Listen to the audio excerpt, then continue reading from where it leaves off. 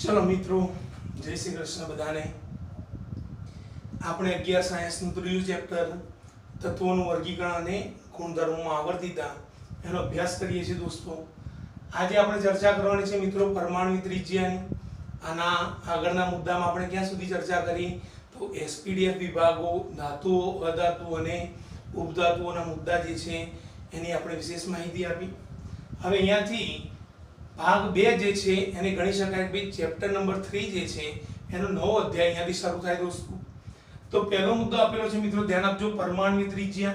तो परमाणु त्रिज्यानी व्याख्या एकदम सरल छे मित्रों। कई आपेली छे जुओ कि अणुमां रहेला बे परमाणु, अणुमां रहेला बे परमाणु अने एना वच्चेना सरेराश अंतरना मूल्यने शुं कहेवाय? परमाणु त्रिज्या। मानी लो कि आपणे कोई पण बे अणु लईए तो एक अणु छे x2। હવે x2 ના બે પરમાણુ કયા છૂટા પડશે તો x + x। એનો મતલબ કે બે પરમાણુ હોય અને ભેગા થાય તો શું બની જાય? અણુ બની જાય। હવે જો x પરમાણુ આ પ્રમાણે ગોળાકાર હશે અને બીજો x પરમાણુ જે છે એ પણ આ પ્રમાણે ગોળાકાર સ્વરૂપે હશે તો એનો મતલબ શું થયો કે આ પહેલા x આને x1 કહી દઈએ અને x2 કહી દઈએ તો આ x1 પરમાણુ આ x2 પરમાણુ। હવે x1 परमाणु जो केंद्र है અહીંયા વચ્ચે સેન્ટર માં, x2 परमाणु અહીં કેન્દ્ર અહીંયા પણ સેન્ટર માં। તો x1 परमाणु જે ત્રિજ્યા છે આટલી સુધી હશે, x2 परमाणु જે ત્રિજ્યા છે એ પણ અહીંયા સુધી જોવા મળશે। તેનો મતલબ શું થયો કે આ તો ટોટલ ત્રિજ્યા થઈ ગઈ। હવે આટલાની આટલી સુધી ત્રિજ્યા x1 ની હતી અને અહીંયાથી અહીંયા સુધી ત્રિજ્યા x2 ની હતી। તો જો તમારે પરમાણુ ત્રિજ્યા શોધવી હોય તો સરેરાશ મૂલ્ય લેવું પડે। સરેરાશ મૂલ્યનો મતલબ શું થાય મિત્રો? x1 + x2 ભાગ્યા 2 અને અહીંયા જે જવાબ મળે એને આપણે શું કહી શકીએ મિત્રો? પરમાણુ ત્રિજ્યા। એટલા માટે પરમાણુ ત્રિજ્યાની વ્યાખ્યા કઈ છે કે અણુમાં રહેલા બે પરમાણુ વચ્ચેના અંતરના સરેરાશ મૂલ્યને શું કહેવાય? પરમાણુય ત્રિજ્યા તરીકે ઓળખાય। તો આ જે વિગત છે એને લખવી હોય તો લખી રાખો મિત્રો, એટલે ખ્યાલ આવે તમને।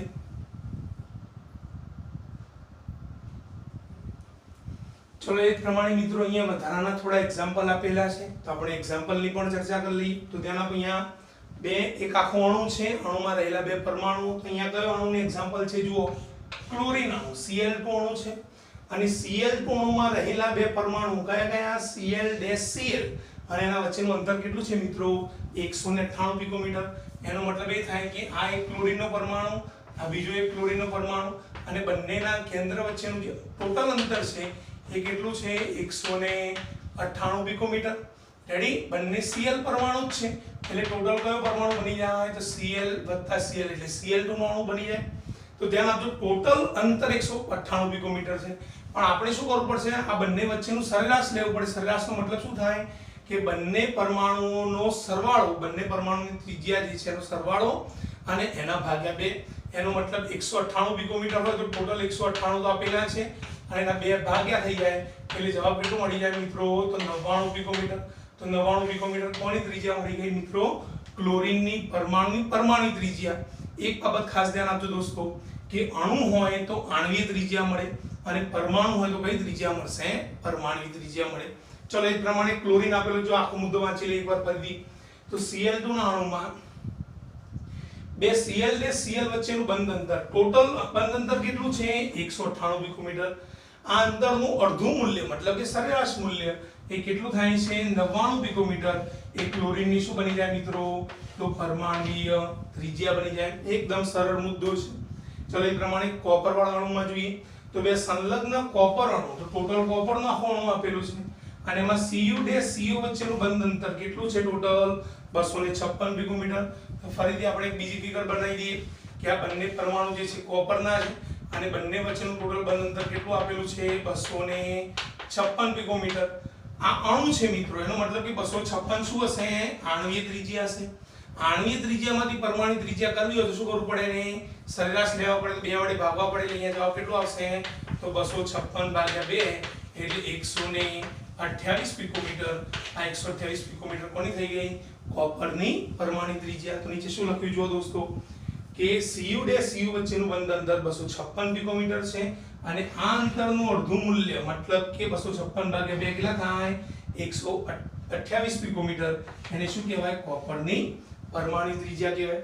હવે અહીંયા ખાસ ધ્યાન આપજો, ક્લોરીન જે છે એનો પરમાણુ ક્રમાંક કેટલો મિત્રો 17 ઇલેક્ટ્રોન રચના કઈ થાય 2 અને 7 અંતિમ કક્ષામાં 7 ઇલેક્ટ્રોન ને આગળ સમજાયેલું છે 5 6 કે 7 ઇલેક્ટ્રોન હોય અંતિમ કક્ષામાં તો પછી એ કયો ગુણધર્મ ધરાવે અધાતુ ગુણધર્મ અને કોપર તો ધાતુ જ છે તો તમે જાણો જ છો કોપર જે છે એ તાંબુ એક પ્રકારનું ધાતુ છે તેનો મતલબ એ થાય કે ક્લોરીનનો અણુ અધાતુ છે અને કોપરનો અણુ કેવો છે ધાતુ છે તો અહીં એક શબ્દ છે ધ્યાન આપી દેજો મિત્રો આ પ્રશ્ન જે છે એમસીક્યુ માં પૂછાઈ શકે દોસ્તો કયો શબ્દ છે ધ્યાન આપો કે અધાતુ તત્વોની પરમાણુ ત્રિજ્યા મતલબ કે ક્લોરીન જેવા પરમાણુ હોય એમની જો પરમાણુ ત્રિજ્યા હોય તો એને કયા શબ્દ તરીકે ઓળખાય સહસંયોજક ત્રિજ્યા અધાતુની સહસંયોજક ત્રિજ્યા કહેવાય અને જો ધાતુ તત્વોની પરમાણુ ત્રિજ્યા હોય તો એને કઈ કહેવાય છે ધાત્વીય ત્રિજ્યા રેડી અધાતુ તત્વો સહસંયોજક ત્રિજ્યા અને ધાતુ તત્વો ધાત્વીય ત્રિજ્યા ચલો એ પ્રમાણે આપણે આવર્ત અને સમૂહમાં પણ પરમાણુ ત્રિજ્યાની ચર્ચા કરીએ જે વિગત લખવાની હોય એ સાથે લખતા રહેજો મિત્રો પેન સાથે રાખો અમુક નોટ્સ જે છે એને બનાવતા રહો કે જેથી આ મુદ્દો જે છે એ ડીપમાં આપણે ઉતરી શકીએ ઊંડાણપૂર્વક સમજી શકીએ ને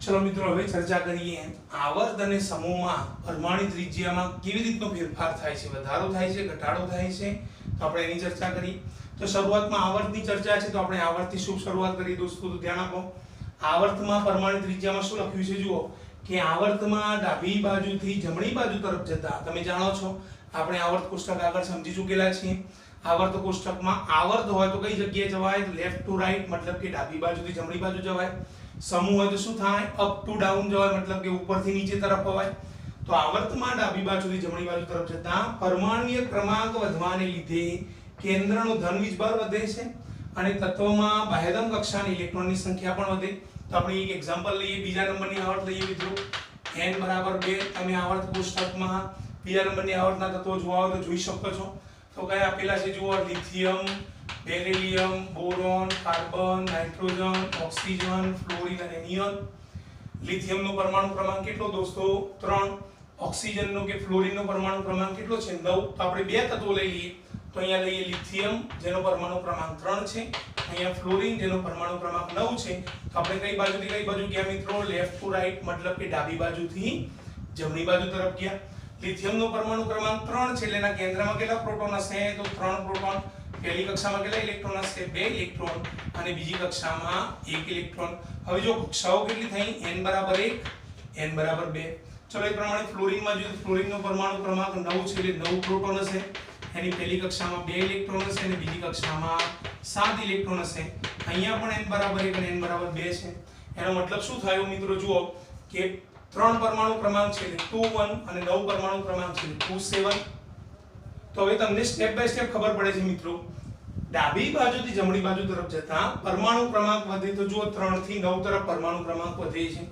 કેન્દ્રનો ધન વીજભાર વધે પ્રોટોનની સંખ્યા 3 અને 9 વધી ગઈ ત્રીજો શબ્દ બાહ્યતમ કક્ષાની ઇલેક્ટ્રોનની સંખ્યા વધે બાહ્યતમ કક્ષા એટલે અંતિમ કક્ષા તો જુઓ અહીંયા અંતિમમાં 1 ઇલેક્ટ્રોન અહીંયા અંતિમમાં 7 ઇલેક્ટ્રોન પરંતુ મુખ્ય ક્વોન્ટમ n નું મૂલ્ય વધતું નથી આ મુખ્ય ક્વોન્ટમ શબ્દ છે n નું નામ શું થાય મિત્રો મુખ્ય ક્વોન્ટમ તો જો અહીંયા મુખ્ય ક્વોન્ટમ n બરાબર 1 2 અહીંયા પણ n બરાબર 1 એનો મતલબ શું થયો કે ઘર એટલા ને એટલા છે પણ એમાં શું થાય છે ઇલેક્ટ્રોનની સંખ્યા વધે છે n બરાબર 3 નથી આવતું માત્ર n બરાબર 1 2 છે એનો મતલબ કે n બરાબર 2 માં 1 ઇલેક્ટ્રોન અહીંયા n બરાબર 2 માં 7 ઇલેક્ટ્રોન છે એનો મતલબ કે n બરાબર 3 આવતા નથી હવે તમને ખબર પડે છે જુઓ આપણે આગળ ચોર પોલીસ વાળી ગેમ જે છે આ મુદ્દાને સંલગ્ન સમજાયેલી છે ફરી એકવાર સમજાવી દઈએ અહીંયા 3 પ્રોટોન છે એનો મતલબ કે 3 પોલીસ વાળા છે અહીંયા 3 ઇલેક્ટ્રોન છે મતલબ કે 3 ચોર છે 3 પ્રોટોન 3 ઇલેક્ટ્રોન 3 પોલીસ વાળા 3 ચોર એ પ્રમાણે અહીંયા જુઓ કે 9 પોલીસ વાળા છે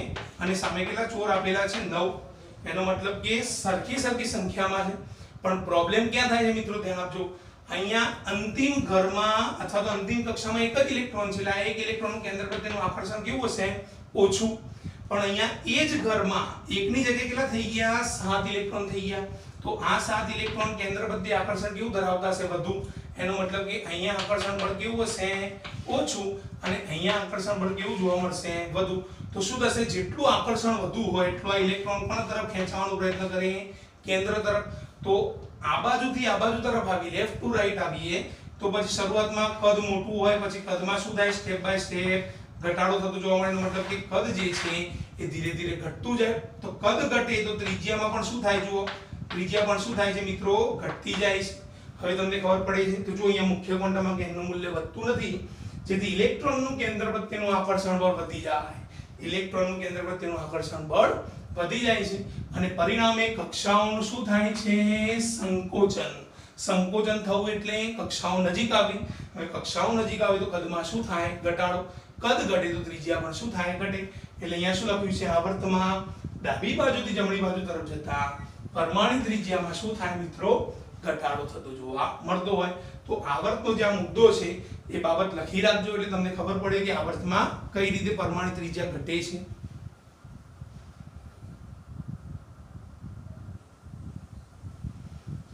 ચલો હવે ચર્ચા કરીએ દોસ્તો, આવર્તમાં ઘટાડો કઈ રીતે થયો એ તો તમે સમજી લીધું. હવે સમૂહમાં અહીંયા વધારો થાય છે. આવર્તમાં ઘટાડો થાય, જે વસ્તુ આવર્તમાં ઘટે સમૂહમાં શું થાય, વધતી જાય. પણ આપણે સાબિત કરવું પડશે કે સમૂહમાં કેવી રીતે વધારો થાય છે. તો ધ્યાન આપો, આપણે એક્ઝામ્પલ લઈએ સમૂહ નંબર 1 નું. આવર્ત કોષ્ટકમાં પહેલો જ સ્તંભ જે છે સમૂહ નંબર 1 છે મિત્રો. આપણે આવર્ત કોષ્ટક જ્યારે દર્શાવ્યું વખતે હાઇડ્રોજન જે છે મધ્યમાં લખ્યો હતો, પણ મેં જે તે વખતે તમને સમજૂતી આપેલી છે કે હાઇડ્રોજન જે છે એનો ગુણધર્મ સમૂહ નંબર 1 જેવા છે, એટલે આપણે એને સમૂહ નંબર 1 નું સભ્ય ગણીએ છીએ. સમૂહ નંબર 1 ના તત્વો કયા થાય મિત્રો, hydrogen, lithium, sodium, potassium, rubidium, caesium અને ફ્રાન્સિયમ. પરમાણુ ક્રમાંક 1, 3, સોડિયમ 11, પોટેશિયમ 19, 37 નંબર રૂબિડિયમ છે, 55 સીઝિયમ છે અને 87 નંબર જે છે એ ફ્રાન્સિયમ છે. જો કે પરમાણુ ક્રમાંક તમે પોટેશિયમ સુધી યાદ રાખશો તો પણ ચાલશે, તમને ખબર પડે છે ત્યાં સુધી. તો જો અહીંયા લિથિયમનું એક્ઝામ્પલ લઈએ અને અહીંયા પોટેશિયમનું એક્ઝામ્પલ લઈએ મિત્રો. તો લિથિયમના કેન્દ્રમાં કેટલા પ્રોટોન હશે મિત્રો, 3. એની પહેલી કક્ષામાં કેટલા ઇલેક્ટ્રોન છે, 2. અને બીજી કક્ષામાં કેટલા ઇલેક્ટ્રોન છે, 1. એનો મતલબ કે અહીંયા n બરાબર 1 અને n બરાબર 2 સુધી જાય છે. ચલો એ પ્રમાણે પોટેશિયમના કેન્દ્રમાં કેટલા પ્રોટોન હશે, 19 પ્રોટોન. એની પહેલી કક્ષામાં કેટલા ઇલેક્ટ્રોન હશે, 2. બીજી કક્ષામાં 8, ત્રીજામાં પણ 8 ઇલેક્ટ્રોન અને ચોથામાં કયો આવે તો 1 ઇલેક્ટ્રોન. તમે જાણો છો પોટેશિયમ 19 છે એટલે 2 8 8 1 ઇલેક્ટ્રોનની રચના થાય. લિથિયમની કઈ થાય તો 2 1. એ તો આવર્તમાં પણ આપણે જોઈ. હવે ધ્યાન આપજો કે 19 પ્રોટોન છે. અહીંયા n બરાબર કેટલું મૂલ્ય છે જુઓ, n બરાબર 1 2 3 અને n બરાબર 4 સુધી છે. એનો મતલબ કે અહીંયા કેન્દ્રથી n બરાબર 2 સુધી જ ઇલેક્ટ્રોન વિસ્તરેલા છે. અહીંયા કેન્દ્રથી n બરાબર 4 સુધી ઇલેક્ટ્રોન વિસ્તરેલા છે. હવે આગળ આવર્તમાં શું હતું કે n નું મૂલ્ય વધતું નહોતું, ઇલેક્ટ્રોન વધતા હતા. અહીંયા શું થાય છે, ઇલેક્ટ્રોન તો વધે જ છે. જો અહીંયા 1 ઇલેક્ટ્રોન છે, અહીંયા 1 ઇલેક્ટ્રોન, વધારાના અંદર 8 ઇલેક્ટ્રોન આવી ગયા. પણ અહીંયા સાથે સાથે n નું મૂલ્ય પણ વધે છે. એનો મતલબ કે આ એક ઇલેક્ટ્રોનનું કેન્દ્ર પ્રત્યેનું આકર્ષણ કેવું હશે, વધુ જોવા મળે. જ્યારે અંતિમ ઇલેક્ટ્રોનનું કેન્દ્રથી ઘણો બધો દૂર છે તેનું આકર્ષણ બળ કેવું હશે, ઓછું જોવા મળે. એનો મતલબ શું થયો કે ઉપર શરૂઆતના જે તત્વો છે એમનું કેન્દ્ર પ્રત્યેનું આકર્ષણ વધુ હશે એટલે કક્ષાઓ અહીંયા સંકોચાય. પણ અહીંયા કક્ષાઓ જે છે દૂર છે એટલે અહીંયા કક્ષાઓનું શું થશે, વિસ્તરણ થતું જોવા મળે. એનો મતલબ કે ઉપરથી નીચે તરફ જતા પરમાણુ કદમાં શું થાય છે, વધારો થાય. અને પરમાણુ કદ વધે તો પરમાણુ ત્રિજ્યામાં પણ શું થાય મિત્રો, વધારો થતો જોવા મળે. શબ્દ આના અર્થ લખવાના દોસ્તો. કયા કયા શબ્દો લખવાના, પરમાણુ ક્રમાંક વધે, કેન્દ્રનો ધન વીજભાર વધે, ઇલેક્ટ્રોન સંખ્યા વધે. પણ અહીંયા જે n નું મૂલ્ય વધતું નથી એટલે અહીંયા શું આવશે, સાથે સાથે n નું મૂલ્ય પણ વધે છે. તો જો સમૂહના મુદ્દામાં કે સમૂહમાં ઉપરથી નીચે તરફ આવીએ એમ પરમાણુ ક્રમાંક વધવાની સાથે કેન્દ્રનો ધન વીજભાર વધે, પહેલો શબ્દ. બાહ્યતમ કક્ષાની ઇલેક્ટ્રોન સંખ્યા પણ વધે, બીજો શબ્દ. અને મુખ્ય ક્વોન્ટમમાં n ના મૂલ્યમાં પણ શું થાય છે, વધારો થાય છે. જેથી ઇલેક્ટ્રોન કેન્દ્રથી દૂર હોવાને લીધે આકર્ષણ બળમાં શું થઈ જાય, ઘટાડો. તો ઇલેક્ટ્રોન કેન્દ્રથી ઘણો બધો દૂર છે, ઉપર નજીક હતો તો આકર્ષણ બળ વધુ હતું, અહીંયા દૂર છે તો આકર્ષણ બળ ઘટી ગયું એટલે આકર્ષણ બળમાં ઘટાડો થાય છે. તેથી કક્ષાઓના સંકોચનની જગ્યાએ શું થશે, અહીંયા કક્ષાઓનું વિસ્તરણ થશે.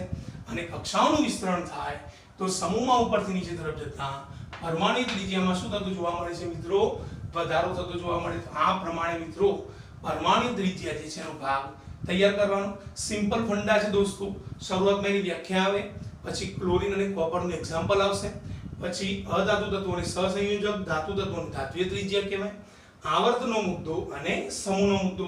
અહીંયા વધારાના NCERT ની બુકમાં આલેખો આપેલા છે, એ આલેખો આપણે પરીક્ષા વખતે દોરવાના નથી, પણ આટલે સુધીનો જે વિભાગ છે એને તમારે સ્ટેપ બાય સ્ટેપ લખવાનો. ફરી એકવાર મિત્રો મારા જય શ્રી કૃષ્ણ. આવતા મુદ્દામાં ફરીથી નવા ટોપિક સાથે નવા વિડીયોમાં હાજર થઈશું. ત્યાં સુધી પ્રમાણિત ત્રિજ્યા જે છે એની ઊંડાણપૂર્વક સમજૂતી લઈને તૈયાર કરવાનો પ્રયત્ન કરો.